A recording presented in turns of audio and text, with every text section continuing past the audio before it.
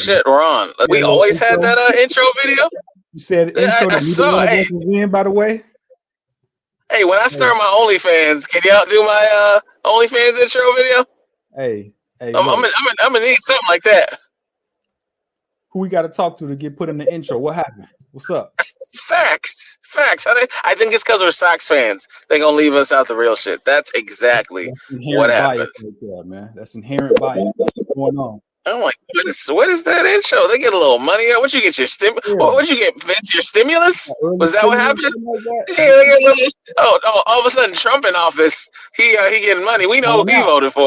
We know who he voted for. I see what's going on. A little money spreading around right. He calls him Uncle Trump.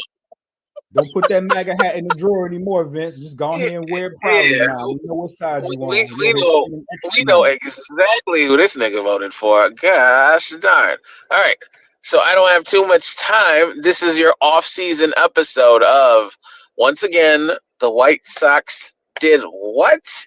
We don't know, but it's always shocking, always disappointed. And we're here to also let you know how disappointed we probably are of White Sox moves. Harold, your host, and everyone's favorite co-host, JJ3, where we bring you all things White Sox all the time. And this is does this count as an emergency episode?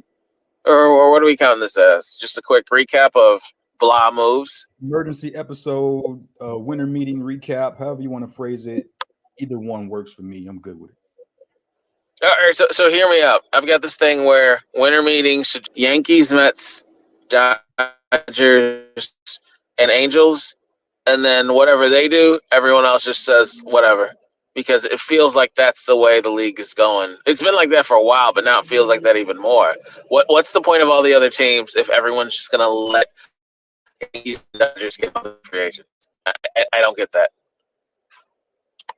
Hey, you can argue it's been like that for years and years and years. You can also argue that going forward, that's going to lead to a work stoppage, but that might be a spoiler for another day. But we're also here to talk about what the White Sox just did. So start with the big trade of the week for the White Sox. On our first MAGA episode of What Did the White Sox Just Do, we have found out that the better White Sox have traded Garrett Crochet to the other Sox. I don't know what this relationship with the mismatched Sox that we have with the Red Sox, where we just give them our best pitchers, but whatever. With the Red Sox, and we give them Garrett Crochet, and they give us a bunch of people that I've never heard. Kyle Teal, he is a catcher. Outfielder, Brendan Montgomery. I think he's a right fielder.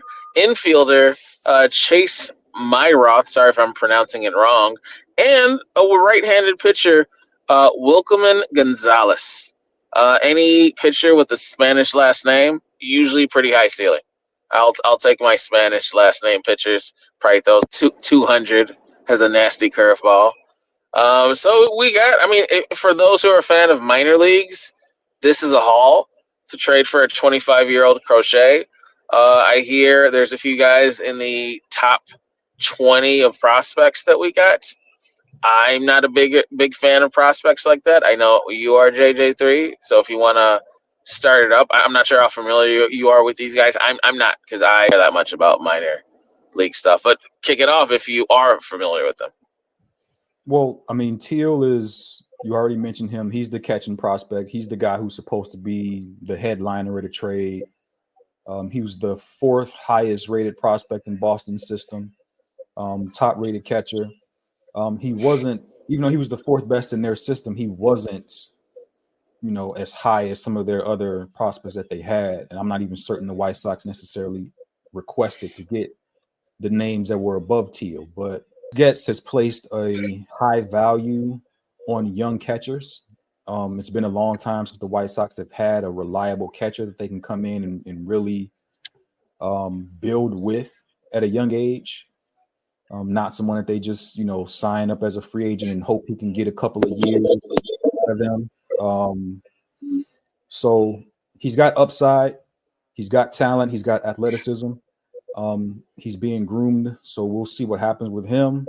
Brendan, who you mentioned, is Likely projecting to be a second baseman, switch hitter, pause just in case. There's talent. Hey, yo. He was, I want to say he was the 11th best prospect in their system, in Boston's system, I mean. The other two guys rounded out the top 15, so I'm not necessarily concerned about those two, but Kyle Teal and Brendan were the two biggest names, and Teal being the guy who was the star of the deal, if you will. But like you said, the relationship, I mean, if we rewind the clock back 8 years, the White Sox made a trade with the Red Sox when they sent Chris Sale to Boston for Yoan Moncada and Michael Kopech. The Red Sox won a World Series off of that deal with Chris Sale. The White Sox are back in the rebuilding phase, and the players that they had did not pan out. Moncada didn't pan out.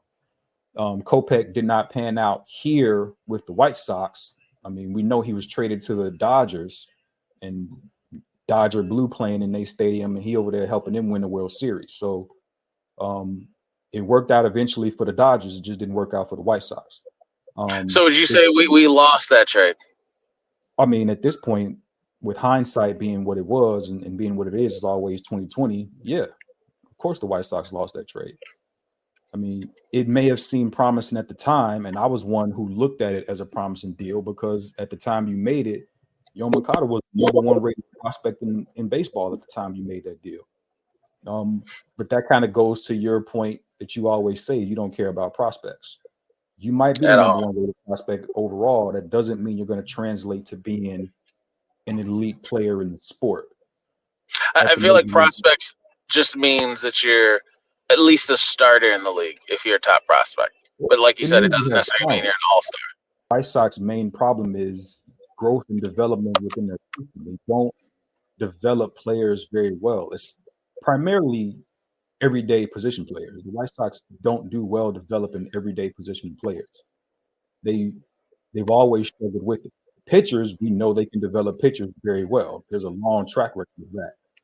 But when it comes to everyday position players, not so much. And so Yoan Moncada, if he was traded to, let's say Moncada was picked up by the Dodgers, who's to say Moncada wouldn't have blossomed into being a 300 hitter consistently on a yearly basis with the talent that he had? I'm not saying that would have happened 100%. We'll obviously never know. He's not going to be back in the White Sox jersey next year, so we'll see what happens with him. But not to segue too far from the original topic. It's just strange to see the direction of this organization when 8 years ago you made a rebuild trade, and now here you are again 8 years later, repeating the exact same steps with the exact same team, trading again with the Boston Red Sox, a highly touted, incredible pitcher in Garrett Crochet, who was coming off of a heck of a season. Heck of a season. I mean, he not Chris Sale, but the season that he had, he can become Chris Sale. And no, we gave them another Chris Sale. Even though Chris Sale is having a better Braves run than he is a Red Sox run, because a lot of Red Sox fans were actually disappointed when they got Chris Sale. True, but that's why they're disappointed. And then he goes on Braves and he's back to Cy Young winner. So his Cy Youngs are literally White Sox, Braves. But to talk about the Red Sox, now with Crochet, because they never really had a true number one. They had Tanner Hook, who was a great number 2 or 3 pitcher, in my opinion. Cutter Crawford, another pretty good 3, not even 2 or 3. And then they got, guys that have been around for a while. I'm pretty sure Bello's been around for a while. And then they have a Lucas Giolito, who, another former White Sox. He was a number 1 for us. To be a number 5 for them, if he is back to form, that is a nasty rotation with Crochet at the 1, Tanner Hawk at 2, Cutter at 3, then probably Crochet at 4, and then Bello at 5. They're right back to business with a really mean rotation, in my opinion, and true number 1 in Crochet. And then, they still got pretty good hitting. I think this trade brings Red Sox back, and I don't like that because then it's deja vu of the original trade when we traded Chris Sale. We deja vu of making the Red Sox better immediately and hoping these prospects that no one knows their names pan out just to start over and do this over again in another 5 years. It is very frustrating being a White Sox fan. It is definitely very frustrating. You're right. You shouldn't have to continue to go through constant rebuilds without any major success.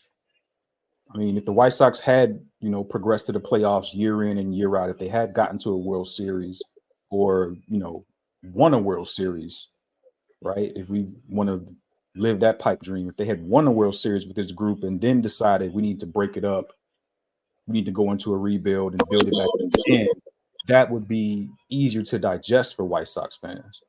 You didn't win anything. You made it to the playoffs a couple of times. You won a division. And not just that. We're not paying anybody. Who the fuck are we paying to even rebuild?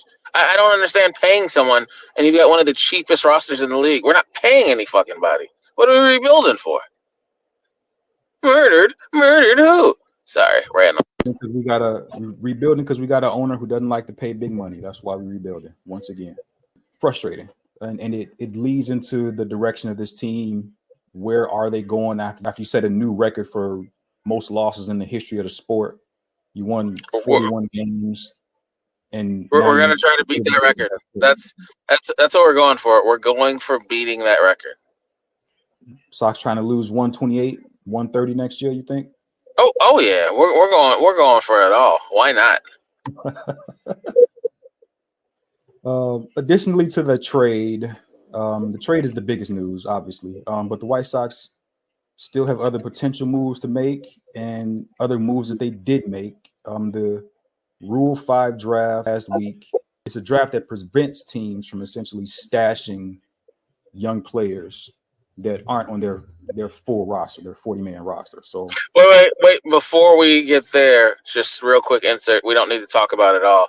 We did pick up a free agent from the Cubs that didn't give a shit about him either. Mike Talkman. Yeah. I think he is off the top of my head, I think he is a center fielder, which hint, might be the starter replacement for Robert for moving him, I believe. Hint, potential spoiler for part of this episode. But yeah, I mean, the Sox drafted Shane Smith from the Brewers. They picked him up in the Rule 5 draft.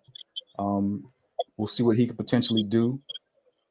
If he does anything at all. I mean, you never know. It's just another one of the moves that they made. And then you already sort of teased it.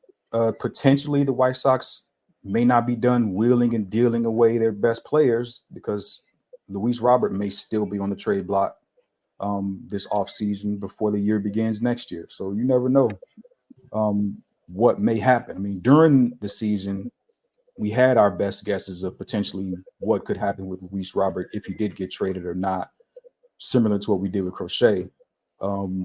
Right now, do you want to make a wild guess of if the Sox trade him, where you think he might end up? Rumors I'm seeing Cincinnati Reds. I don't understand why, but Cincinnati really wants Luis Robert. He's a 5-tool player, which you don't even find in most drafts. So it blows my mind. We're even moving him that we haven't even really paid him, and if we do have to pay him, it's going to be a team-friendly contract because it's not like he's an MVP that we have to pay $760 million to. Nothing makes sense with these White Sox. But we're probably going to give a team-friendly deal to another not-so-good team for a bunch of okay prospects. Do we need any more prospects? We just purchased Colson Montgomery. He's in the minors. I think he's rated high. I know we let go a bunch of people. We let go Gavin Sheets. He's a free agent. DeSantos, he's a free agent. Nicky Lopez is now a free agent. Of course, Moncada, Peralta. I don't even know if we have a full roster right now to be making these trades. But, yeah, no, that's the rumor. The leading runners right now for Robert is Cincinnati Reds. But with the way things are going, I won't be shocked if Angels come out of nowhere and come out of nowhere with the RKO and come and get Robert, because why not? I actually wouldn't be mad at either one of those potentially. I'd be cool with Cincinnati. I'd be cool with the Angels. I feel like the big four. I'd be cool with it. Let me back it up though. I don't want him to be traded, but right. If a trade goes through, I could see either one of those teams as being possible. I actually wouldn't be shocked at the Yankees either, because I do remember a while back Cashman out of nowhere talking about Luis Robert.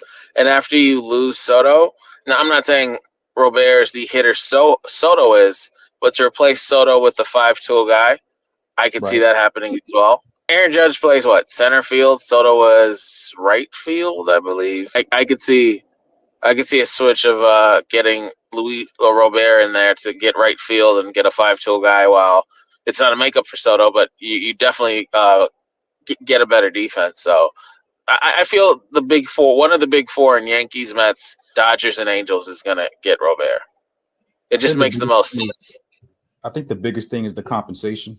If we rewind the clock again and look at Chris Getz's track history to this point so far, he's made some trades that have been real shaky. Maybe this is the best trade he's made to this point. I mean, again, he is learning on the job, obviously. This is his first go around. He was just in scouting. Now he's running the whole show. I wasn't a fan of any of his previous trades to this point. I didn't like the Cease trade, really. I didn't like the Fetty trade he made. So hopefully he's getting better at these deals. Hopefully they start to bear some fruit going forward.